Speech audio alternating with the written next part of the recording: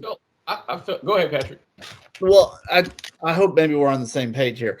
So I was gonna ask, since you saw this performance, do you think that they were able to perform because they're now the hunter instead of the prey? I think it's more so the fact that there wasn't any hype on this game. There wasn't any all the all the talk was about City. It was about beating City. And now, yeah, I mean, I guess, yeah, there's no expectation anymore. Literally, You can relax and just play. literally no one at all expects us to win this title now. There's not a soul in England that thinks Arsenal are going to win this title. So yeah, I guess you're right. There's literal zero expectation now, and we can just play our game, and that's what we did.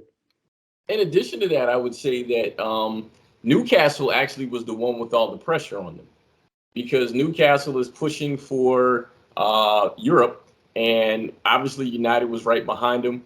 They're at home, so you have we're gonna be in Europe. We want to finish number 3, and because there was sort of the sliver of, hey, could they make a push if they take 3 from Arsenal and advance up? So they were looking at it as what's next.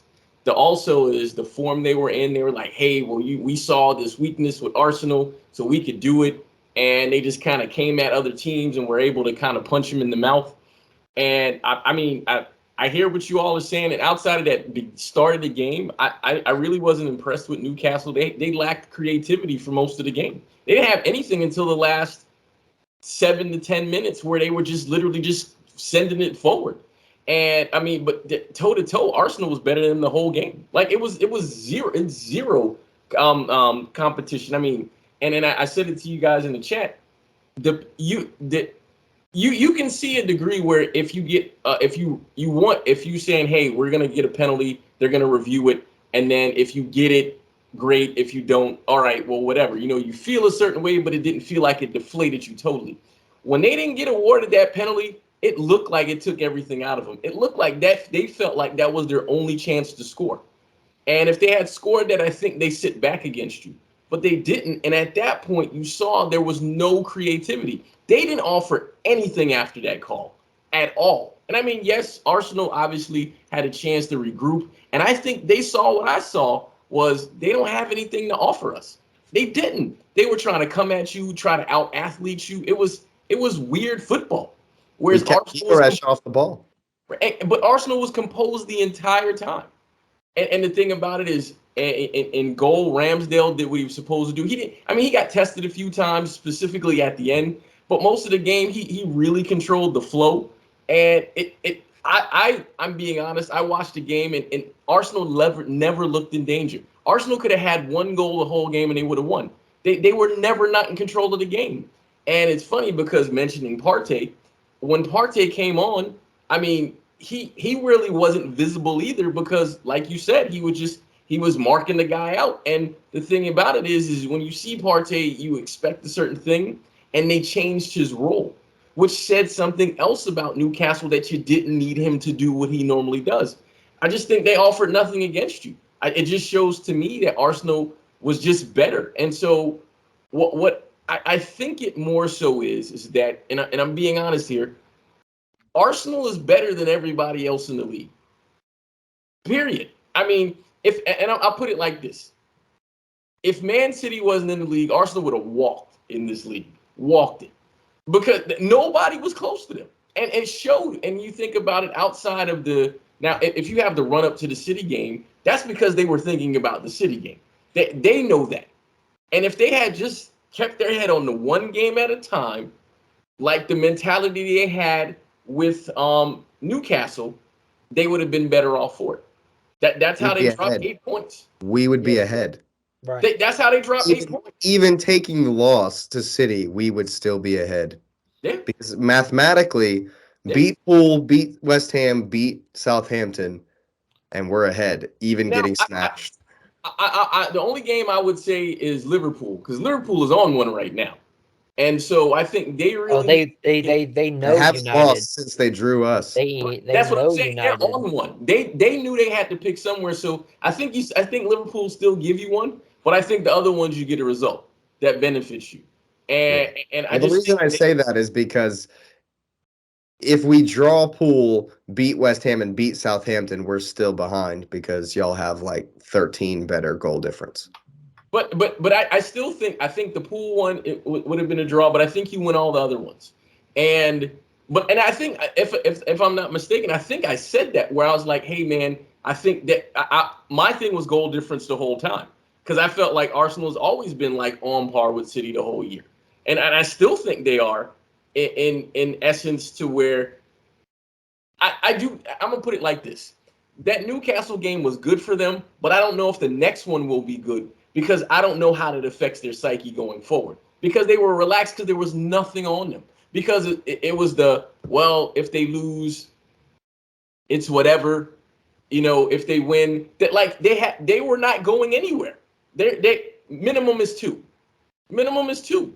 We've already hit that. Right. And so at that point, you're like, because City and Arsenal are only two teams that are guaranteed Champions League already in the Prem. That's it. And so they know they're going to be minimum two. So you're kind of like, But now going forward next week, pressure's back. Plus, we'll know the City result because y'all play right before us on Sunday. And pressure's back. So now the question is, who are they then? Because if they do, then that's a Jekyll and Hyde thing that they have to address. Right. That's a big, and Brighton just got smacked in the face. So you're not going to get that same team. You're not playing that same team. De Zerbi's post-match comments were, "You'll see the real Brighton versus Arsenal." And so that game was perfect for Arsenal to feel what they do. Now this is really on Arteta. Arteta really, this is where his money will be made because this is where he gets them ready. Because the next game, Brighton care. They care about that game. And so now what? Because Newcastle's like, yeah, we got no, this is not the same team because there's a desperation out of that last team now. Yeah, for sure. But I kudos to Arsenal. They were never near second place in that game. The whole game. Devil's advocate here. Does this at all shed a light on Arteta's inability to ride out a season or to close the championship for Arsenal? Like, Arteta before this was under fire. Arteta before this underperformed. Arteta before this did not produce the results Arsenal thought they could or achieve the level in the status of the Premier League and the cups that they could. Arteta here has a chance to win the league to close out and fails. And I don't believe this. It's just, like I said, devil's advocate. Is this another, hey, we're going to give grace to Arteta because we came in second and Arsenal ends up trophyless and only in second? No, I'll jump in on this one quick. I say no one because he won a trophy last year. So that he was off the hot seat once he won the FA Cup. The second thing, that's a gimme for Arsenal, though. Man. It's not a gimme. It is the Arsenal Come Invitational. on, it's the Arsenal Invitational. No. You can call it the Arsenal Invitational, but who was the manager for all those? That's the Wenger Invitational. Let's get that and understand that was his tournament. That's true. Because once Wenger was gone, you started seeing different people winning it, right? So there's that first. Second, once he won a trophy, what he did is he showed that regardless of what you invest in me, because he can have the shout that you didn't invest in me, which we talked about in a previous topic. So you can't blame Arteta for that. For where he is now, first, and I mentioned to Jake in the chat that Arteta is the manager of the season. It's irrelevant about where they finish. He's the manager of the season, period. Howe has had a great season. No one saw Arsenal do what they're doing. Same one. He said about Newcastle. They invested $1 billion. They did invest $1 billion. If you gave Arteta that money, Arteta wins the league. Period. He wins the league. You know how much Martinelli cost us? Gabriel Martinelli cost us $6 million. That's awesome. You give Arteta that money, he wins the league. He wasn't good until this season. You give Arteta that money, he wins the league. I don't know if I agree with that. But my answer to your question, Xavier, is I think that when we look back at this season, supposing we don't win, you will be able to put it down to the Willie Saliba injury and the Tamayasu injury.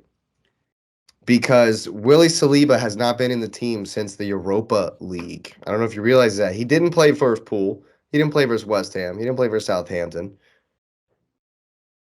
Y'all are shipping goals. So with Saliba in the team for all three of those games, I think you won't convince me it's not a different story. Well, yeah, with Because Tamiyasu out too. Look, Yeah. when Holding gets absolutely manhandled by Haaland and gets dropped, and we bring in the unknown quantity, Jakub Kivior, and he has two fantastic performances immediately. I mean, granted, Chelsea didn't offer anything, but Kivior was another who gets a mention because he was immense versus Newcastle. And it's one of those things where you don't really mention him much, but he came in, he did the job. Everything that was asked of him, he came in and he did it. Yeah, he looked a little shaky in the beginning. Everybody looked a little shaky in the beginning. Yeah. Well, I was going to say in response to the question as well, like we've talked about this almost every week. How does Arteta manage the man, so to speak? Like, how does he manage each member of that team to handle the success? And we've kind of mentioned that they're still kind of young. You've got Zinchenko and you've got Jorginho and you've got Jesus, who've come from championship winning sides. But you see some of that inexperience, some of that immaturity kind of creep up at times in this Arsenal team. And I think that's what we saw after after the Liverpool game was there was a little bit of like, are we really supposed to be here? Like, kind of questioning of themselves. And then they get, syndrome. It's called imposter syndrome. Yeah. And so then they get smacked by City and it's like, whoa, we're not supposed to be here.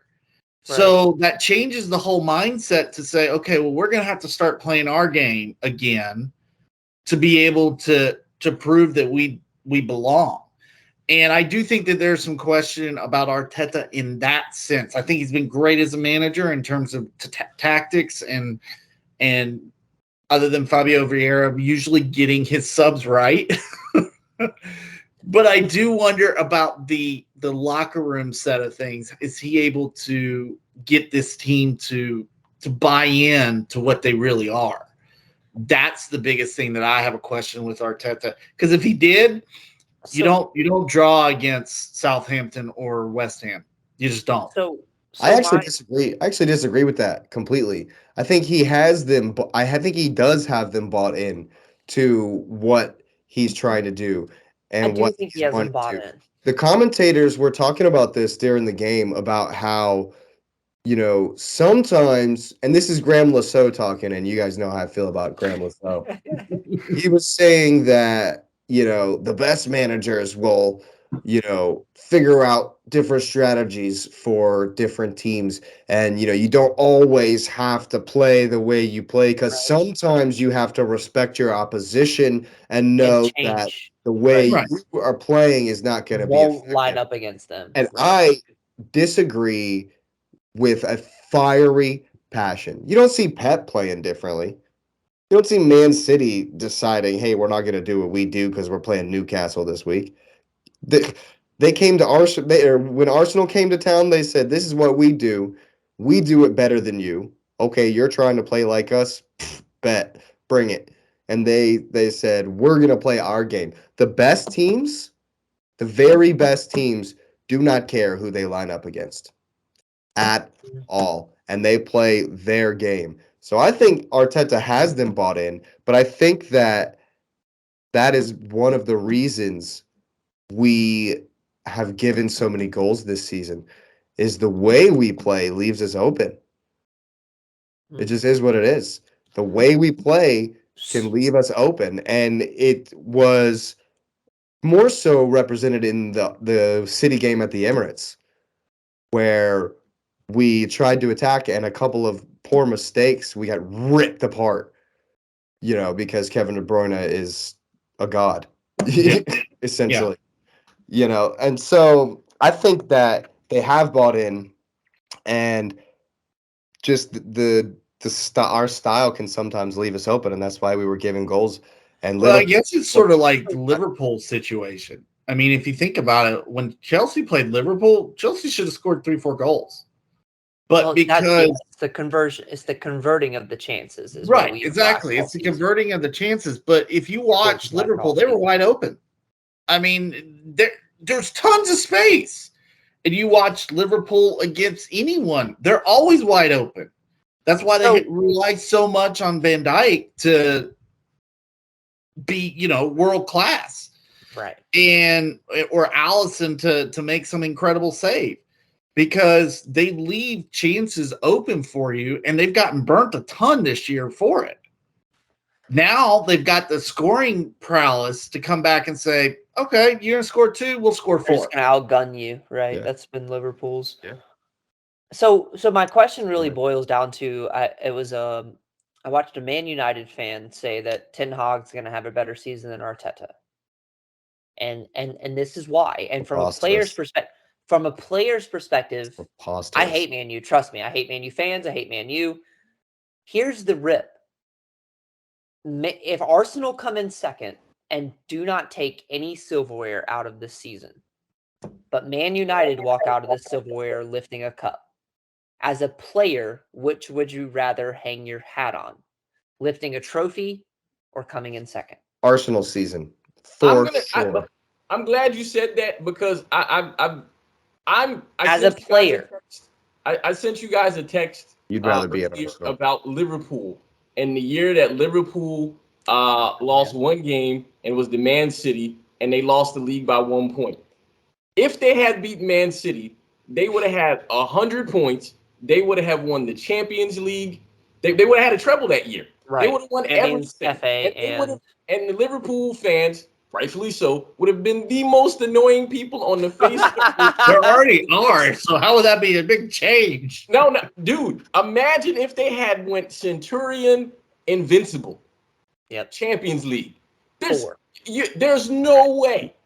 One of my favorite. And then so if you say Never you hear look the at end their of it. league season and you say, well, did they fail in the league? No. Look, Arsenal, and somebody from a Liverpool fan said this, Arsenal have given City all they want. And the funny thing is, and I'm being honest here, because you know how I function, I don't root for anybody to lose except when they play us. So I actually preferred Arsenal to win the game, and here's why I preferred them to win. Because if Arsenal wins the game, City has to keep paying attention to everything. If Arsenal lose that game, the whole focus goes to Real Madrid, which affects how they play forward. I appreciate not only Arsenal winning the game, but smacking Newcastle and dominating them.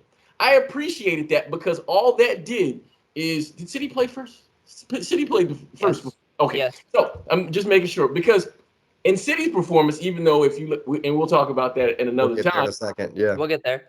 When they played, if you listen to the commentators, you would think the game was close. It wasn't.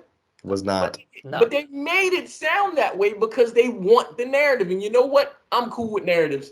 Arsenal kicked them in the face. Arteta is the manager of the season. Arsenal's season is one to be admired. If I was an Arsenal player, I would never trade for Man U's season, period. Ever. But I mean, it's Xavier, it's the tin pot cup. They had the easiest run. They played one Premier League team until the final of that tournament. Okay. Like I understand that. Look, man, I understand that. But if you're not gonna lift silverware at manager of the season, I withdrew that yesterday because of what he's done yesterday, and we'll get to how the only team that would take Man U season is Spurs. There you go. And the very last point I want to make on Arsenal is that we've gotten to 80 plus points even faster than the Invincibles. And so therefore, in honor of the Invincibles, let's get 81 likes on the video.